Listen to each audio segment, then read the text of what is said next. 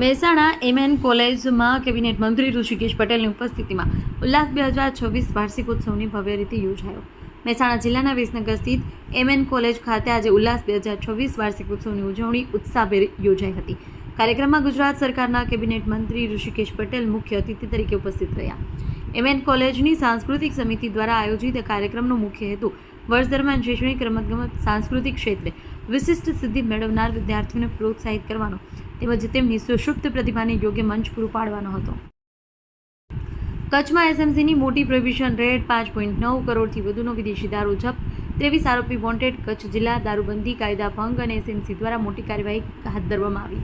20 ફેબ્રુઆરી 2024ના રોજ વેસ્ટ કચ્છ જિલ્લામાં ભૂત તાલુકાના વડવાડા ગામે સર્વે નંબર 39 વિસ્તારમાં પ્રોહિબિશન કટિંગ રેડ કરવામાં આવી. રેડ દરમિયાન 56,088 IMFL બોટલો જપ્ત કરવામાં આવી, જેની અંદાજિત કિંમત ₹4 કરોડથી વધુ ગણવામાં આવી છે.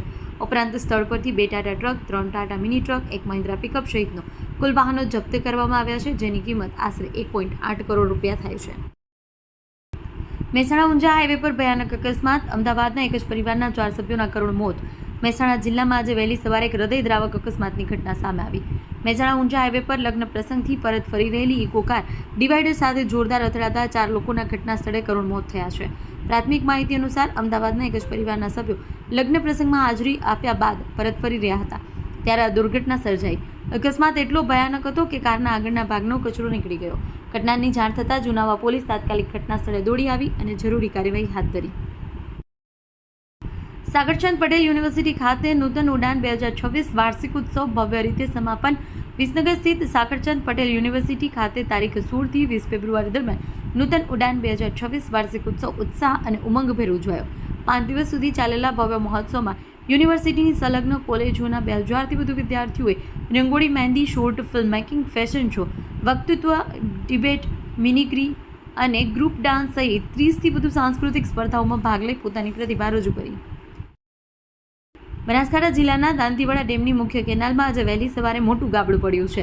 અંદાજિત 30થી 40 ફૂટનું આ ગાબડું પડતા હજારો લીટર પાણી બનાસ નદીમાં વહી ગયું છે. ઘટનાની જાણ થતાં દાંતીવાડા ડેમના અધિકારીઓ દ્વારા તાત્કાલિક ધોરણે ગાબડાનું સમારકામ શરૂ કરી દેવામાં આવ્યું. દાંતા તાલુકામાં ગઈકાલે મોડી રાત્રે એક ગંભીર માર્ગ અકસ્માત સર્જાયો. અઢેરણ તરસંગ ગામ પાસે 2 બાઇક સામસામે ટકરાતા 5 લોકોમાંથી 3ના ઘટના સ્થળે કરુણ મોત થયા. એકનું સારવાર દરમિયાન મોત થયું. અકસ્માતમાં કુલ 5 લોકો સંડોવાયેલા હતા, જેમાંથી 4 વ્યક્તિએ જીવ ગુમાવ્યો.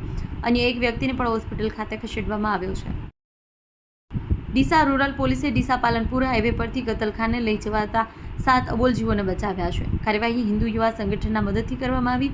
પોલીસને બાતમી મળી કે ટ્રકમાં ક્રૂરતાપૂર્વક રીતે અબોલ જીવો ભરી ગેરકાયદેસર રીતે કતલખાને લઈ જવામાં આવી રહ્યા છે. બાતમીના આધારે પોલીસે વોચ ગોઠવી હતી અને ટ્રકને અટકાવી હતી. અંબાજી ગબર પર્વત પર રોપવે સેવા આગામી 23 ફેબ્રુઆરીથી 28 ફેબ્રુઆરી 2026 સુધી 6 દિવસ માટે બંધ રહેશે. વાર્ષિક મેન્ટેનન્સ કામગીરીના કારણે નિર્ણય લેવામાં આવ્યો છે. સમયગાળા દરમિયાન ભક્તો પગથિયા ચડી માતાજીના દર્શન કરી શકશે. રોપવેની વાર્ષિક સારસંભાળ અને મેન્ટેનન્સની કામગીરી માટે આ સેવા બંધ કરવામાં આવી છે. મોટી સંખ્યામાં યાત્રિકો રોપવેનો ઉપયોગ કરતા હોવાથી તેને ઘસારાને કારણે યાત્રિકોની સુરક્ષા અને સલામતી સુનિશ્ચિત કરવા માટે કાર્યવાહી અનિવાર્ય છે. પાટણ જિલ્લાના સરસ્વતી તાલુકાના રવિયાણા ગામે ચૂંટણી પ્રક્રિયા દરમિયાન ઉમેદવારી ફોર્મ ખોટી સહી કરીને છેતરપિંડી આચરવા બદલ 2 શખ્સો અને એક અજાણ્યા ઇસમ વિરુદ્ધ વાઘડોળ પોલીસ સ્થળે ફરિયાદ નોંધાઈ છે. વડોદરા શહેરની તરસાલી વિસ્તારમાં બંસલ મોલ સામે ગત મોડી રાત્રે ગમખ્વાર અકસ્માત સર્જાયો, જેમાં MGVCLની બોલેરો ગાડી ચાલકે સ્ટીયરિંગ પરથી કાબુ ગુમાવતા દિવાલ તોડી મકાનમાં ઘૂસી ગઈ હતી. આવા દ્રશ્યો તમે કદાચ ફિલ્મોમાં જોયા છે. શહેરમાં તરસાલી વિસ્તારમાં આવેલા બંસલ મોલની સામે એક ભયાનક રોડ અકસ્માત થયો. MGVCLની બોલેરો ગાડીમાં ચાલકે સ્ટીયરિંગ પરથી કાબુ ગુમાવતા દુર્ઘટના સર્જાઈ.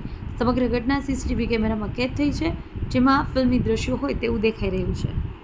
દેશ અને દુનિયાના સમાચાર જોવા માટે અમારી ચેનલ MG લાઈવ ન્યૂઝને સબસ્ક્રાઇબ કરો અને બેલ આઇકોન પર ક્લિક કરો, જેથી રોજે રોજની અપડેટ આપને મળતી રહે.